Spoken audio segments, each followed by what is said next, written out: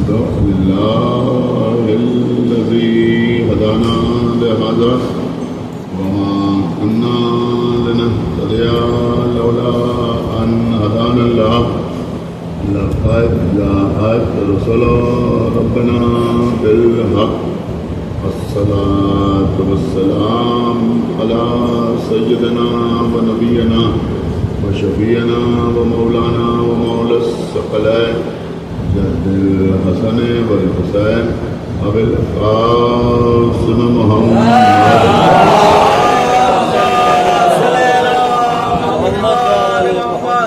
على أهل بيته الطيبين الطاهرين المعصومين المظلومين المنتخبين المنتجبين الذين أذهب الله عنهم الرجس وطهرهم تطهيرا.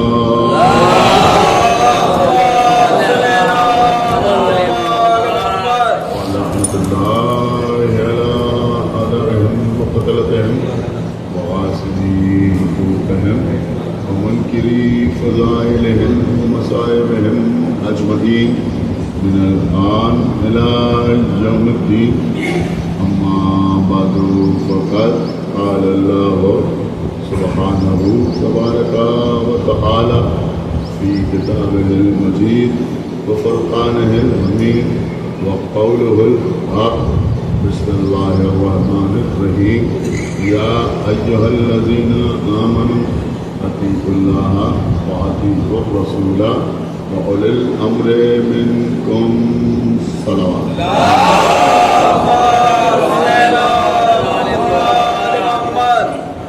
سورہ مبارک نساء میں ارشاد اول سے یہی ہو رہا ہے کہ اے ایمان لانے والوں، تم اللہ کی اطاعت کرو اور اس کے رسول کی اطاعت کرو اور ان کی اطاعت کرو کہ ان کو ہمارے درمیان ولی الامر یعنی صاحب امر قرار دیا گیا ہے.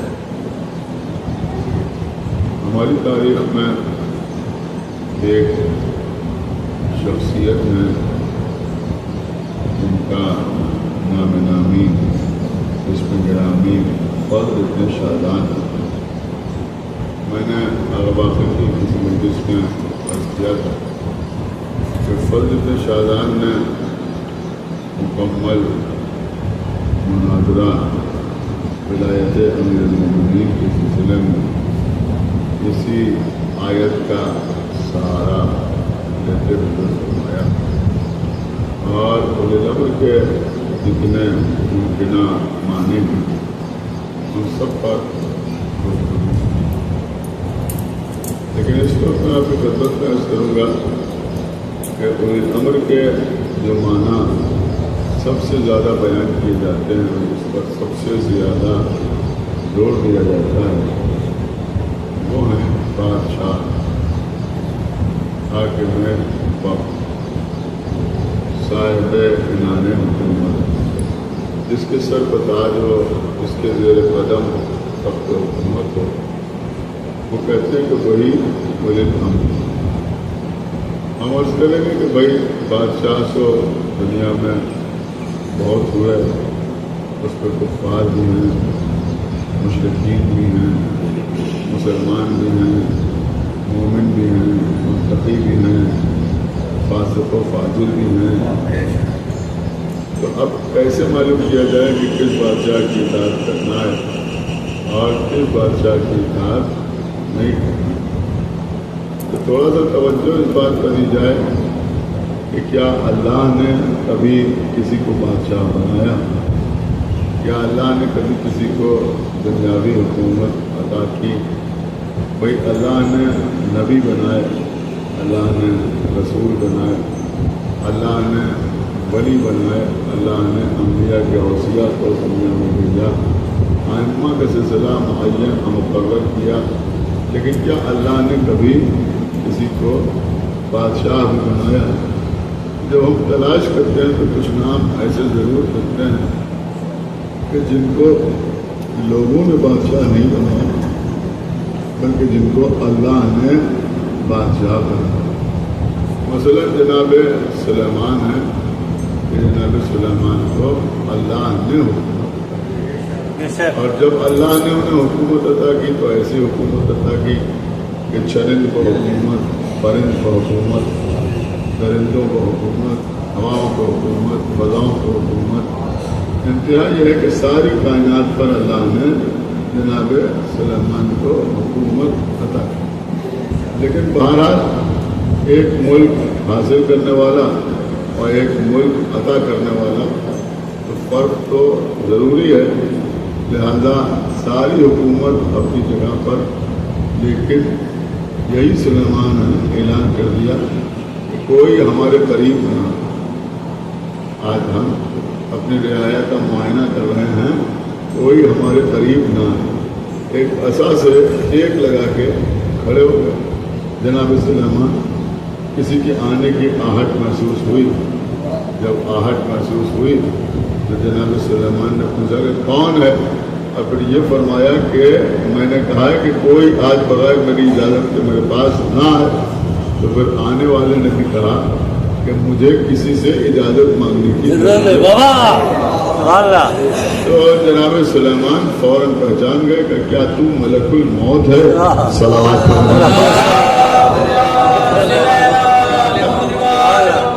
कई बातें समझ में आती हैं इससे, इसके ऊपर गौर किया जा सकता है। पहली बात तो ये समझ में आती है कि जनाब सुलेमान ने कहा कि आज कोई बगैर मेरी इजाज़त के मेरे पास ना। मुफस्सरीन ने लिखा कि जनाब सुलेमान का ये जुमला कुदरत को कुछ ज़्यादा मुनासिब मालूम न हो, इसलिए कि अल्लाह गुरूर को पसंद नहीं करता, अल्लाह तकब्बुर को पसंद नहीं करता, अल्लाह अनाज को पसंद नहीं करता। एक सलावत पढ़ा।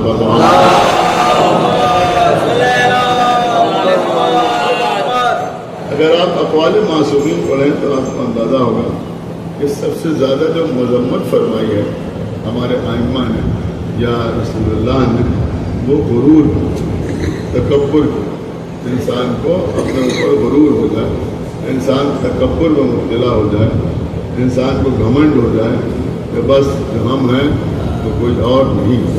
लेकिन जो अक़वाल मासूमीन हैं, आप यकीन माने कि हमारे यहाँ तो आमतौर पर अक़वाल मासूमीन जो हैं वो ईसाल सवाब के लिए इस्तेमाल होते हैं। कोई किताब मिल गई जिसमें 4 मासूमीन के अक़वाल लिखे हुए हैं, वो 40 में बढ़ गई और उसके ऊपर लिखा हुआ है कि बराए ईसाल सवाब फला फला। और किसी के घर में पहुंची, थोड़ा दिन रखी रही और उसके बाद उसने बाकी दुआओं की किताबों के साथ ले जाके किसी मस्जिद में रख दिया। सलावत।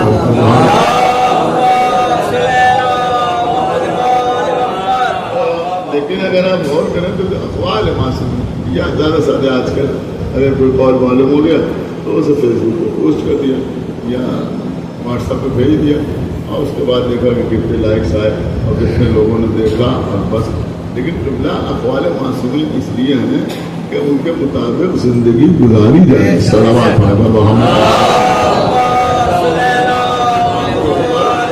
और किया जाए, यूँ ही थोड़ी अक़वाल मासूमीन और उस पर अमल ही न किया जाए।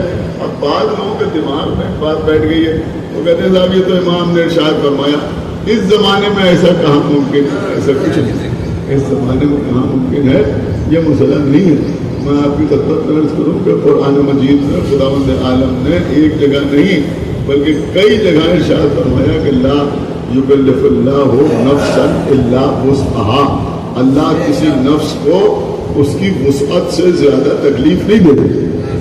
यानी आपको उसी बात का हुक्म दिया जाता है जो आपके बस में हो। अगर बस में न हो, अगर इम्कान में न हो तो उसका हुक्म भी नहीं दिया जाता। तो अल्लाह का हुक्म जो हम तक आता है तो वो कैसे आता है? या तो कुरान की सूरत में आता है या हदीस की सूरत में आता है। तो फिर मानना पड़ेगा कि अगर कुरान की आयत में कोई हुक्म दिया जा रहा है तो ये भी हमारे लिए अल्लाह का हुक्म है। और अगर मासूम कुछ इरशाद फरमा रहे हैं तो ज़बान इनकी है मगर हुक्म अल्लाह का है, इसमें कोई शक तो नहीं है। अगर रसूलुल्लाह कुछ कहें तो ये भी अल्लाह का हुक्म, मौला अली कुछ कहें तो ये भी अल्लाह का हुक्म, बीबी ज़हरा कुछ कहें तो ये भी अल्लाह का हुक्म, तमाम हमारे अइम्मा कोई बात कहें तो वो भी अल्लाह का हुक्म है। तो अब ये बात गौर करने की है कि अगर امام کسی بات کا حکم دے رہے ہیں تو آپ یہ کہہ کے دامن نہیں بچا سکتے کہ اس زمانے میں ہمارے امکان میں کہاں ہے. ارے بھائی اگر آپ کے بس میں نہ ہوتا تو امام حکم ہی نہ دیتے. صلوات محمد محمد.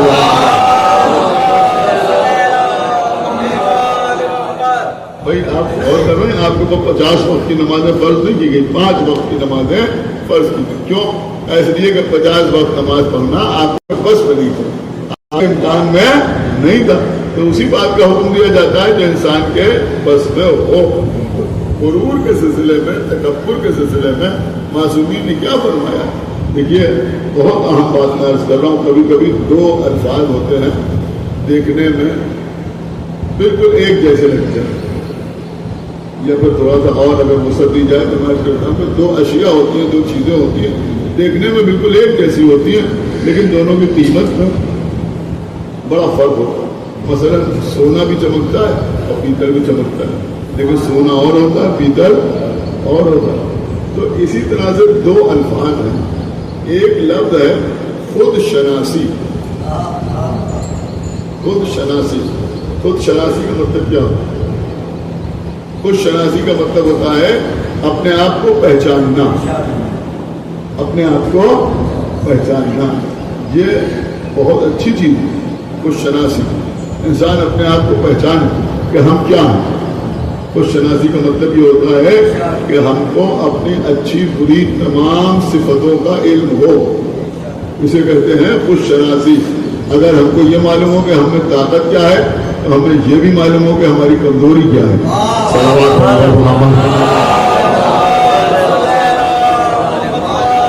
اگر آدمی خود شناس ہو جائے تو میں سمجھتا ہوں کہ کسی بزم میں اس کے لیے رسوائی کا سوال ہی نہیں ہوتا. اگر خود شناس ہوتا ہے تو اسے معلوم ہو کہ بھائی ہم کیا ہیں, ہماری حیثیت کیا ہے.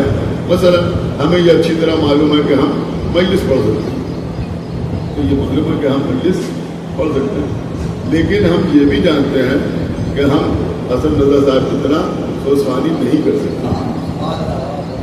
سمجھ رہے ہیں؟ یہ بھی ہم جانتے ہیں کہ ہم کی طرح سوسوانی نہیں کر سکتے. ہمارے پاس وہ آواز نہیں ہے, ہمارے دل میں وہ ہڈی نہیں ہے, ہم اس طرح سے سوسوانی نہیں کر سکتے جیسے یہ کر سکتے ہیں. تو اسے کہتے ہیں خود شناسی. اب اگر ہمیں یہ علم نہ ہو تو قیامت ہے. صلوات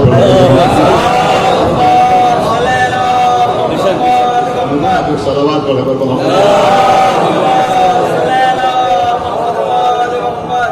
تو جتنا تذکرہ آپ ہماری مجلس سن کے ہمارا کرتے ہیں, اگر ہم بیٹھ کے سوسوانی کرنے لگے تو اس سے زیادہ تذکرہ کریں. ایک صلوات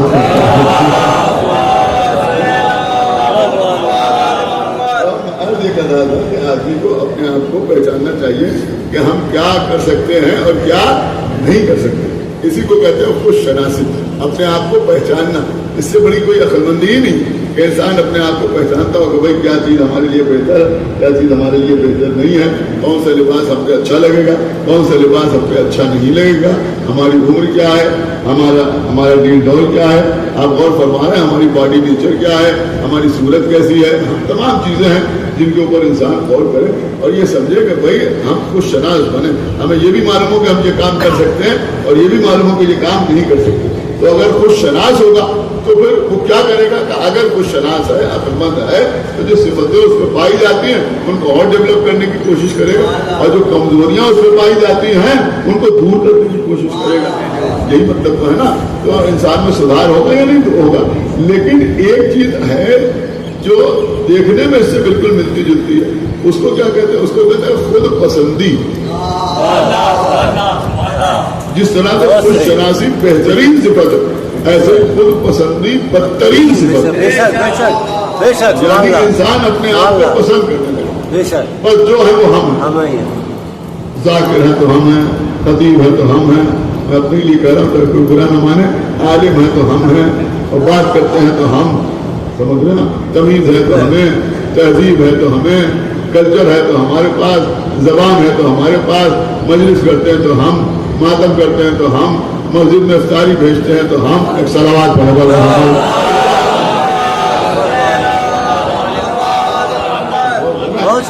جمن ہے تو ہماری, نواخان ہے تو ہم, شبداری ہوتی ہے تو ہمارے یہاں, جلوس اٹھتا ہے تو ہمارے یہاں اور جو کچھ ہے وہ ہم ہیں، بس ہمارے علاوہ کوئی اور نہیں. اسے کہتے ہیں خود پسندی.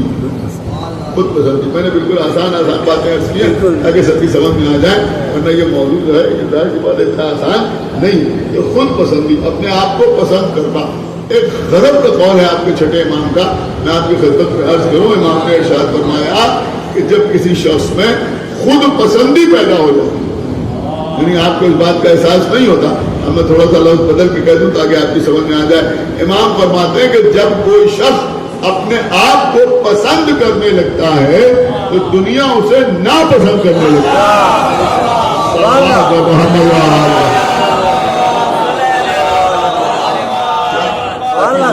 ہے. کہ جب کوئی اپنے آپ کو پسند کرنے لگتا ہے تو پھر دنیا اسے ناپسند کرنے لگتی ہے. اور اس کا سبب بھی بیان فرمایا کہ سبب یہ ہے کہ جب کسی میں خود پسندی پیدا ہو جاتی ہے تو اصلاح کی گنجائش تمام ہو جاتی ہے. اس کی سبب میں آپ کو یہ آ رہا ہے کہ بھائی میں کمپلیٹ مین ہوں اور ان میں کوئی کمی نہیں ہے بس. تو اب اگر کوئی سمجھا رہا ہے، کوئی بات کہہ رہا ہے تو اس کی سمجھ میں آنے والی نہیں ہے. تو میں عرض یہ کر رہا تھا کہ خود پسندی یا اللہ پسند نہیں کرتا. اب جناب سلیمان جیسا نبی، اب ظاہر سی بات ہے ان سب الفاظ کی نسبت جناب سلیمان کی طرف قطعی نہیں دی جا سکتی، اس لیے کہ وہ معصوم ہیں، اللہ کے نبی ہیں.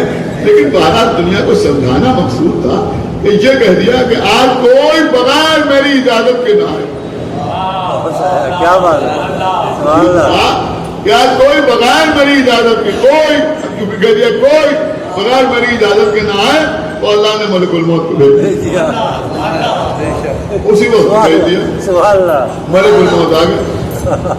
آہٹ محسوس ہوئی، پوچھا کون؟ تم کیسے آئے؟ میں نے تو کہا تھا کوئی بغیر میری اجازت کے نہ آئے.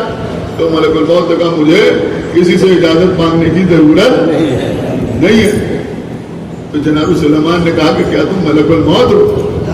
ایک بات کا اور اندازہ ہوا، اور وہ اس بات کا اندازہ ہوا کہ جناب سلیمان اپنی حکومت کی حد پہچانتے ہیں.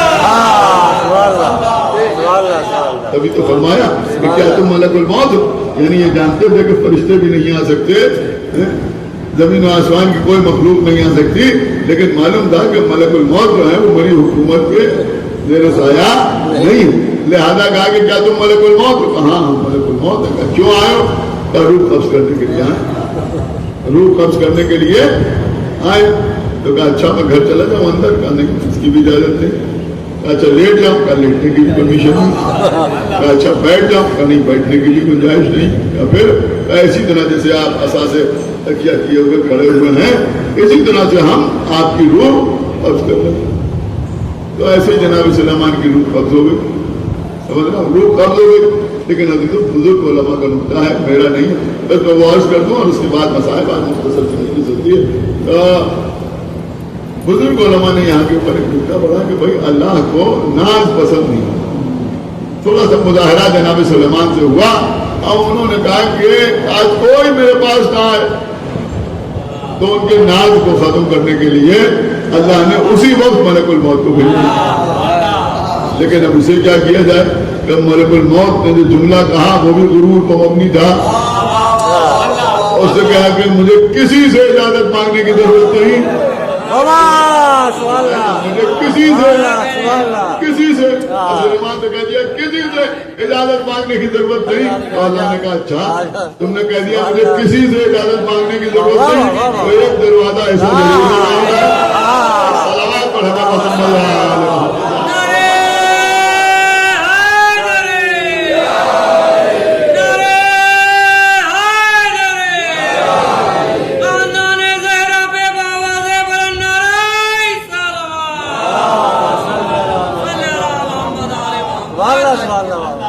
ایک دروازہ ایسا بھی کہ جہاں ملک الموت بھی آئے تو اجازت مانگتا ہوا آئے.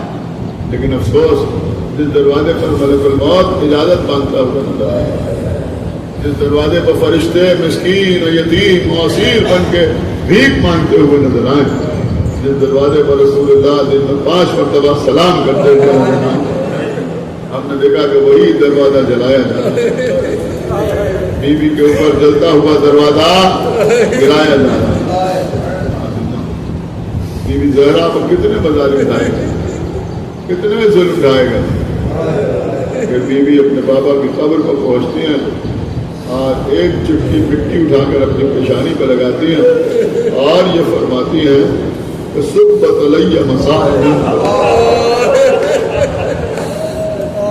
सुब्बत अलैयाम से ऊपर इतनी मुसीबतें पड़ी, इतने मसाइल पड़े कि अगर दिनों पर पड़ते तो मिस्र शबे तारीख के हो जाते। दुनिया में जितने मजलूम आपको नजर आएंगे कहीं न कहीं उनकी मजलूमी खत्म होती हुई नजर आएगी। तो बड़े जुल्म हुए, उन्हें 10 साल कैद में रखा गया, लेकिन बहरहाल फिर रिहा हो गए तो जुल्म खत्म। उनके ऊपर लोग इतने जुल्म करते थे, लेकिन फिर एक दिन ऐसा आया कि लोग आगू में आ गए और उनके ऊपर होने वाले जुल्म खत्म हुए। किसी को कत्ल भी कर दिया गया तो इनके उस पर बड़े जुल्म हुए। उस वक्त तक जुल्म होते रहे जब तक उसकी जान न निकल गई, यानी दुनिया से जाने के बाद उसके मज़ालिम खत्म हो गए। लेकिन ये रसूल की बेटी ऐसी कि जिंदगी में जुल्म होते रहे, जख्मों की ताप न लाकर बीवी दुनिया से गुजर गई, लेकिन उसके बाद भी जुल्म खत्म न हो। मौला अली के सर पर ज़रबत लगना, इमाम हसन को जहर दिया जाना, फिर उनके जनाजे पर तीर चलना, फिर इमाम हुसैन का मदीना छोड़ना, मक्के में हज को उम्रे से बदलना, और फिर करबला के मैदान में अजीजों कैसे कैसे जुल्म, कैसे कैसे सितम। मैं समझता हूँ कि आज तक बीबी ज़हरा पर जुल्म सितम का सिलसिला जारी व सारी। आज बीबी की कब्र धूप में है, किसी को कब्र तक जाने नहीं दिया जाता, दूर से लोग देखते हैं कब्रें। अब जो लोग जा चुके हैं उनके लिए मैं अर्ज कर रहा हूँ कि कब्रें क्या, ऐसा लगता है कि चंद पत्थर के टुकड़े रखे हुए, ऐसा पहरा लगा हुआ है, कोई जियारत न पढ़ने पाए, कोई कब्र तक जाने न पाए, कैसे कैसे मजाले मजीदों दिल टुकड़े टुकड़े होता है। लेकिन हाँ, एक जुमला जरूर कहने को जी चाहता है कि हम जाते हैं और बीबी की कब्र को इस हालत में देखते हैं तो दिल को क्या गुजरती है। लेकिन जरा सोचिए कि ज़ैनब ने अपने भैया का लाशा पामाल बोला आपको किसी गम में न रहा है सिवाय गम सरकार सैयद शुहदा के। इमाम के सय्युम की मजलिस हो रही है, लेकिन जिनको इमाम का सय्युम करना था क्या वो इमाम का सय्युम कर पाए? जिनको कैसे करते, इसलिए कि बीबियां बेकजावा नाकों पर सवार हैं। अरे सैयद सज्जाद मातम भी करें तो कैसे करें, हाथों में दोहरी दोहरी हथकड़ियां पड़ी हुई हैं। अरे सकीना रोए तो कैसे रोए, इसलिए कि अगर रोती है तो शुगर घुड़कियां देता है और रुखसारों पर तमाचे मारता है। लुटा हुआ काफिला जा रहा है, 12 मुहर्रम थी अजीजों, काफिला कूफे के करीब पहुंच रहा है, मंजिल ब मंजिल आगे बढ़ रहा है। एक मकाम पर ये काफिला ठहरा। जब काफिला ठहरा शिद्दत की धूप थी, उस धूप में अहले हरम को धूप पे बिठा दिया।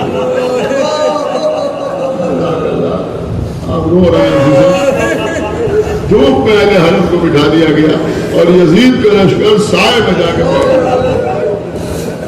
शिब्र मलून ने अपने लश्कर को पानी पिलाना शुरू किया। पानी पी रहे हैं, मशकों को मशकें भर के पानी पिलाया जा रहा है।